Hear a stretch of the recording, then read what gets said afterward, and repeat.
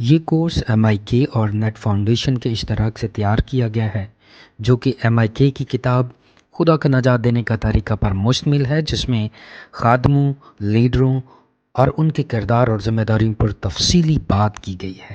ہمیں امید ہے کہ یہ کورس آپ کے لیے برکت کا باعث ہوگا۔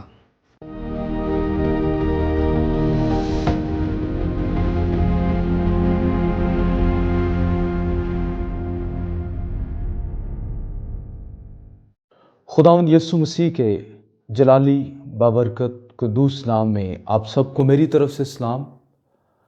ہم کورس کے پہلے حصے کے چھٹے باب میں ہیں۔ مزید پاک ہونا کیا یہ ممکن ہے؟ ہمارے اندر اکثر پاکیزگی کو لے کر سوالات ہوتے ہیں کہ کیا میں گناہ پر غالب آ سکتا ہوں؟ کیا میں خدا کا فرما بردار فرزند بن سکتا ہوں؟ کیا میں اپنی بری عادات پر غالب آ سکتا ہوں؟ کیا میرے لیے ممکن ہے کہ میں پاکیزگی اور راست بازی میں ترقی کروں؟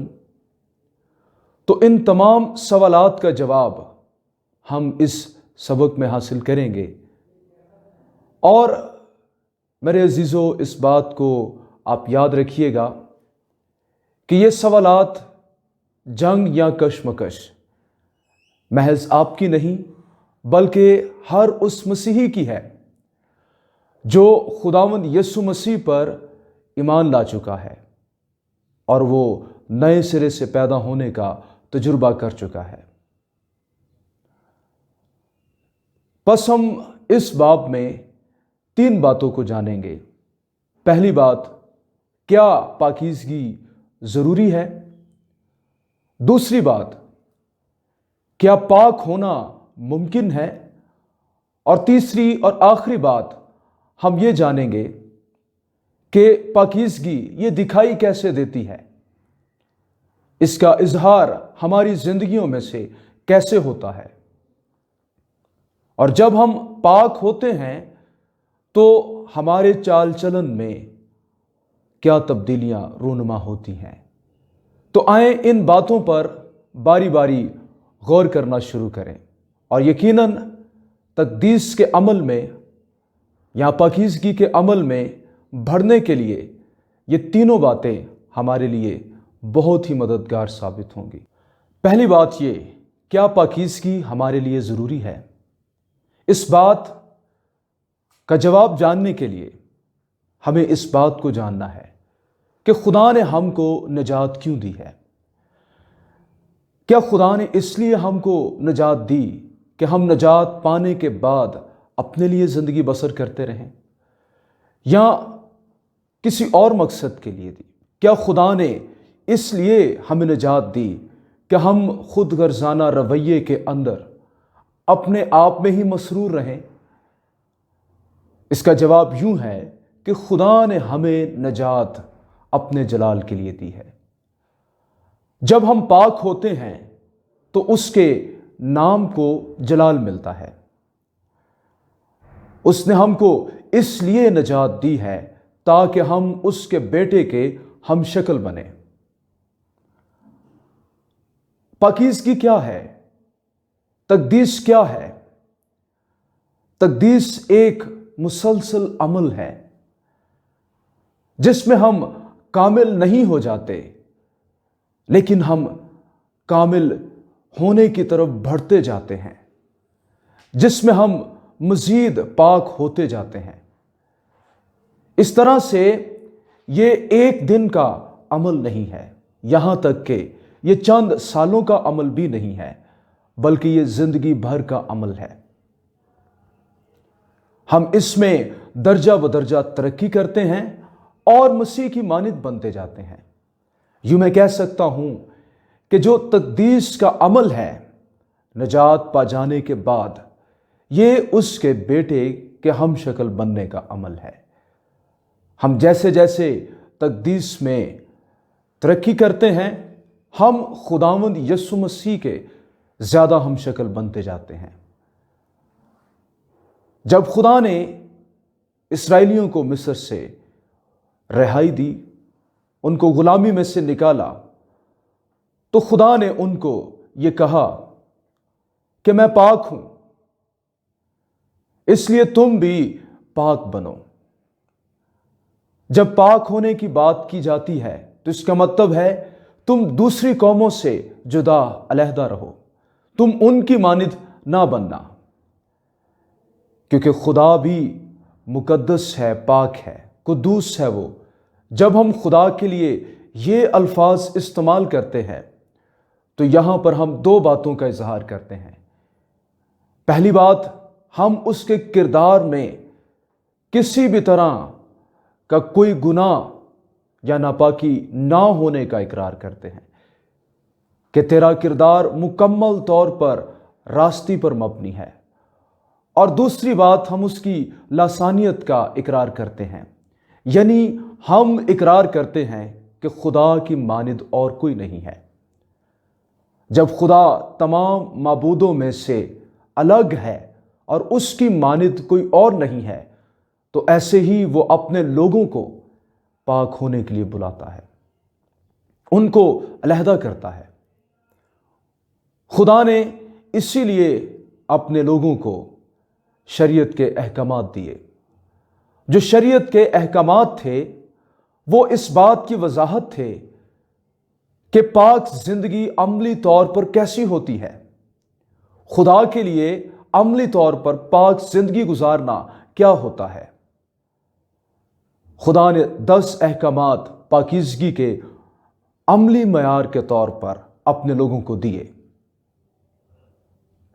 خدا نے اس میں ہیکل کے قوانین، قربانیوں کی شریعت اور اس طرح سے پاکیزگی کی شریعت ان کو عطا کی۔ آج مسیحی ہوتے ہوئے شاید ہم یہ سوچیں کہ یہ باتیں ہم پر لاگو نہیں ہیں کہ ہم اپنی جسمانی طہارت کا خیال رکھیں یا قربانیاں پیش کریں، لیکن اس بات کو ہمیں یاد رکھنا ہے کہ نئے عہد نامہ میں خداوند یسوع مسیح نے بھی 10 احکامات کا ذکر کیا ہے۔ اگر آپ متی کی انجیل 5ویں باب میں پہاڑی واز کو پڑھتے ہیں تو اس میں خداوند یسوع مسیح نے ان 10 احکامات کی وضاحت کی ہے۔ اس نے کہا کہ تم سے یہ کہا جاتا ہے کہ اپنے دوست سے محبت اور اپنے دشمن سے نفرت کرو، لیکن میں تم سے کہتا ہوں کہ اپنے دشمنوں سے بھی محبت کرو اور جو تمہیں ستاتے ہیں ان کے لیے دعا کرو۔ اس نے کہا کہ تم سے کہا گیا تھا زنا نہ کرنا، لیکن خداوند یسوع مسیح نے مزید اس کی وضاحت کی اور کہا جو کوئی کسی عورت کو بری نگاہ سے دیکھتا ہے وہ اپنے دل میں اس کے لیے زنا کر لیتا ہے۔ خداوند یسوع مسیح نے یہاں پر اس بات کا اطلاق کیا کہ جب تم اس شریعت کو دل میں لے لیتے ہو اور اپنے دل کا ختنہ کر لیتے ہو تو پھر تمہاری زندگی اور تمہارے رویے کیسے ہوتے ہیں۔ جب تم پاکیزگی کا اطلاق اپنے دل، جذبات اور سوچوں پر کرتے ہو تب تمہارے رویہ جات کیسے ہوتے ہیں۔ خداوند یسوع مسیح نے نہ صرف عملی طور پر گناہ سے بچنے کی تلقین کی اور احکامات کی وضاحت کی، بلکہ اس نے یوں ان کی وضاحت کی کہ ہم اپنی سوچوں اور جذبات میں بھی خون کرنے سے، زنا کرنے سے، نفرت کرنے سے، غصہ کرنے سے بچے رہیں۔ تو اس طرح سے جب ہم پاکیزگی کے بارے میں سوچتے ہیں تو یہ نجات پا جانے کے بعد ایماندار کی زندگی میں ایک اہم عمل ہے جو جاری ہو جاتا ہے۔ اس لیے پاک ہونا اہم ہے۔ خدا نے اپنے لوگوں کو یہ کہا کہ تم پاک بنو، پاک رہو کیونکہ میں پاک ہوں۔ ایسے ہی پطرس کے خط میں اس بات کا اقتباس کیا گیا کہ تم پاک بنو کیونکہ تمہارا بلانے والا پاک ہے۔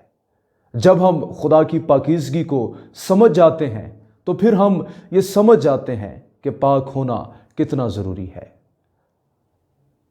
اب ہم دوسرے نقطے پر غور کریں گے۔ دوسرا نقطہ یہ ہے، کیا پاک ہونا ہمارے لیے ممکن ہے؟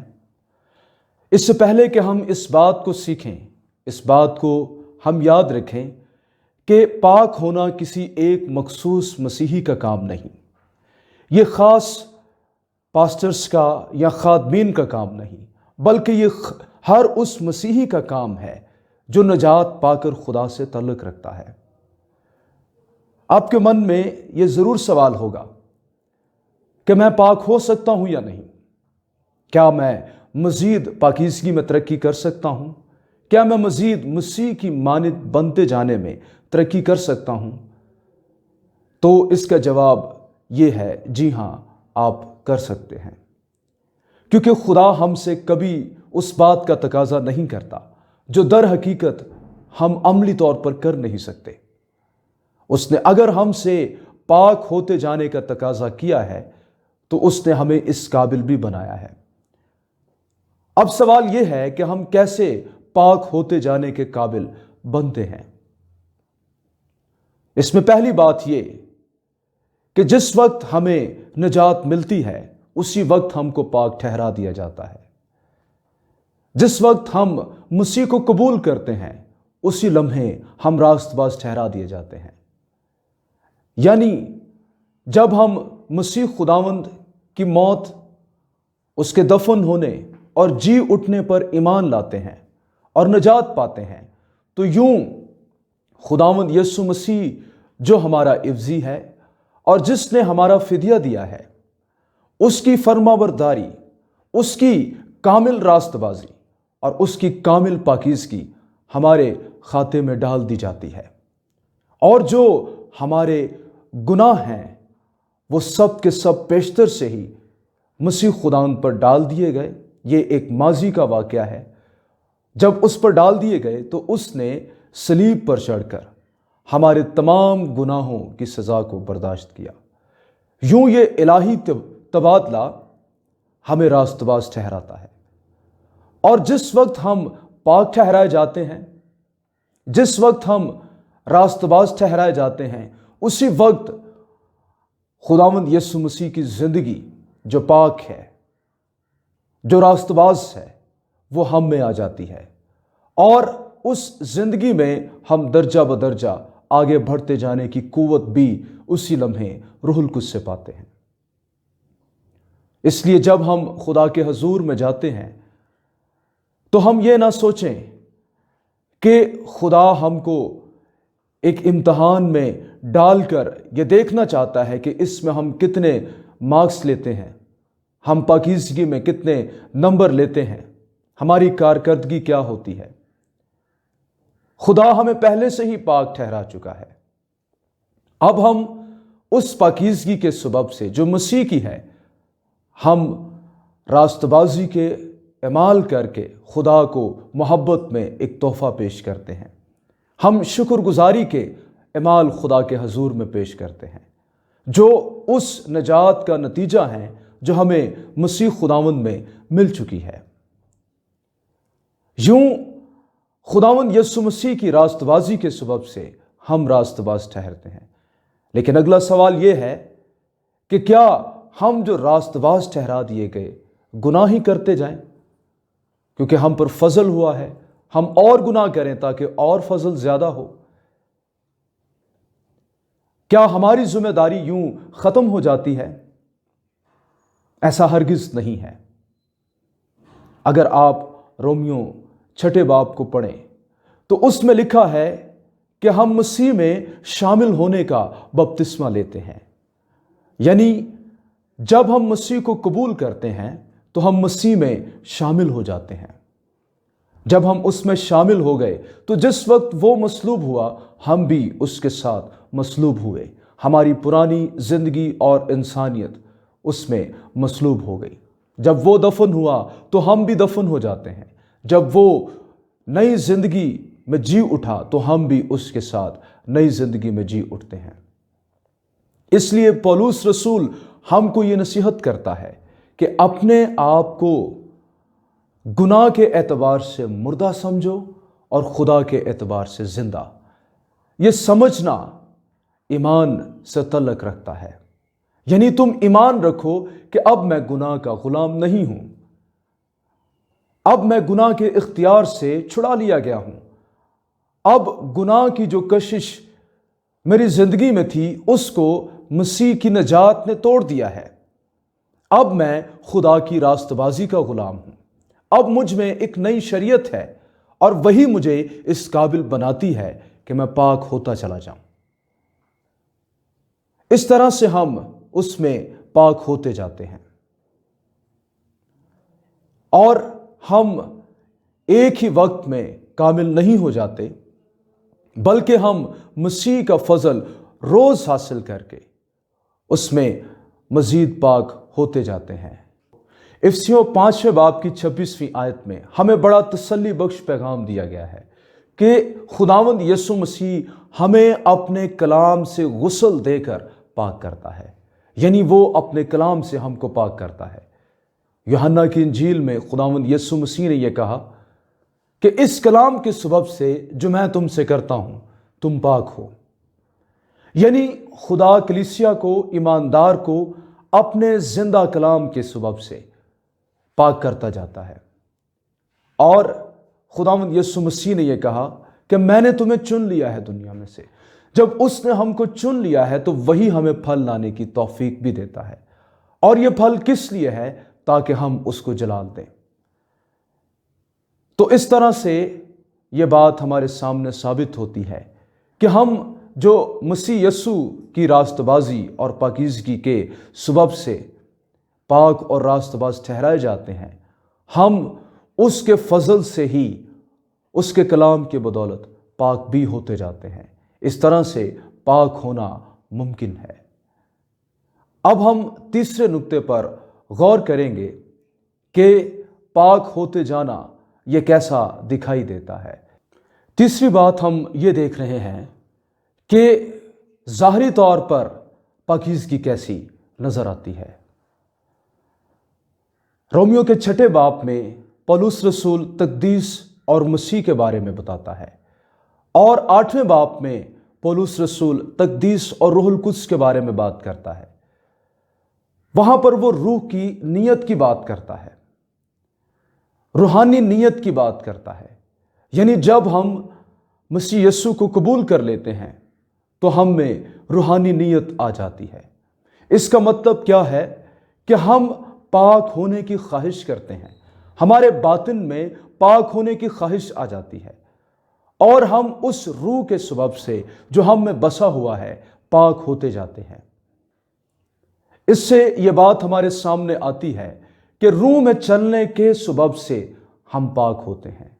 ظاہری طور پر جب بات کرتے ہیں پاکیزگی کیا ہے، عملی طور پر بات کرتے ہیں کہ پاکیزگی کیا ہے، تو پاکیزگی روح میں چلتے جانا ہے، جسم کے کاموں پر غالب آنا ہے، جسم کے کاموں کو موٹیفائی کرنا ہے، ان کو مردہ کرتے جانا ہے، اور روح کی نیت میں زندگی گزارنا ہے، روح کی ہدایت میں زندگی گزارنا، یہ پاکیزگی ہے۔ اب روح کے پھل کیا ہیں؟ محبت، خوشی، اطمینان، تحمل، نیکی، حلم، پرہیزگاری، یہ تمام روح القدس کے پھل ہیں۔ جب ہم عملی پاکیزگی کو اپناتے ہیں تو ہم ان تمام باتوں میں ترقی کرتے جاتے ہیں۔ دوسرے پطرس کے 1 باب کی 6 آیت میں ہمیں یہ تلقین کی گئی ہے کہ ہم پاکیزگی میں، پرہیزگاری میں بڑھتے جانے میں کوشش کریں، ہم اپنے آپ کو پیش کریں، ہم پاکیزگی کے مشتاق ہوں۔ اور عملی طور پر پاک ہونا، اس کا مطلب یہ ہے کہ ہم اپنے روح، جان، بدن میں پاک ہوں، ہماری عقل نہیں ہوتی جائے، ہم پرانی انسانیت کو اتار ڈالیں، یہ عملی طور پر پاک ہونا ہے۔ اور جب ہم یہ کہتے ہیں کہ پاک ہونا، روح، جان، بدن میں پاک ہونا ہے، تو اس کا مطلب یہ ہے کہ ہماری عقل میں پاکیزگی، ہمارے جذبات میں پاکیزگی، اس کا اظہار ہمارے بدن میں بھی ہوتا ہے۔ اسی لیے رومیو 12 باب میں ہم کو کہا گیا ہے کہ اے بھائیو، میں تمہیں خدا کی رحمتیں یاد دلا کر تم سے التماس کرتا ہوں کہ اپنے بدن ایسی قربانی ہونے کے لیے پیش کرو جو خدا کے سامنے زندہ، پاک اور پسندیدہ ہے۔ یہی تمہاری معقول عبادت ہے۔ پاکیزگی کیا ہے؟ ہر روز اپنے آپ کو لیونگ سیکریفائس کے طور پر خدا کے حضور میں پیش کرنا، مکمل طور پر پیش کرنا، کلی طور پر اپنے آپ کو سپرد کر دینا۔ اور پھر آخر میں آپ کو میں یہ بات یاد دلاؤں گا، خدا ہم سے پاکیزگی کا تقاضا اس لیے نہیں کرتا کہ اگر ہم پاک ہوں گے تو پھر ہی وہ ہم پر اپنی رحمتیں جاری کرے گا۔ وہ پہلے ہی ہمیں نجات دے چکا ہے، وہ پہلے ہی ہم کو راست باز ٹھہرا چکا ہے۔ اب اگر ہم پاک ہوتے ہیں تو اس لیے ہوتے ہیں تاکہ اس کی مہربانی کا جواب شکر گزاری کے طور پر دے سکے۔ خداوند آپ کو ان تمام باتوں کے وسیلہ سے جو تقدیس کا عمل ہے اس کی گہری سمجھ دے کہ پاکیزگی ضروری ہے اور پاک ہونا ممکن بھی ہے، اور اس کے بعد جب ہم پاک ہوتے ہیں تو اس کا عملی طور پر ہماری زندگیوں میں کیسا اظہار ہوتا ہے۔ خداوند آپ کو برکت دے، آمین۔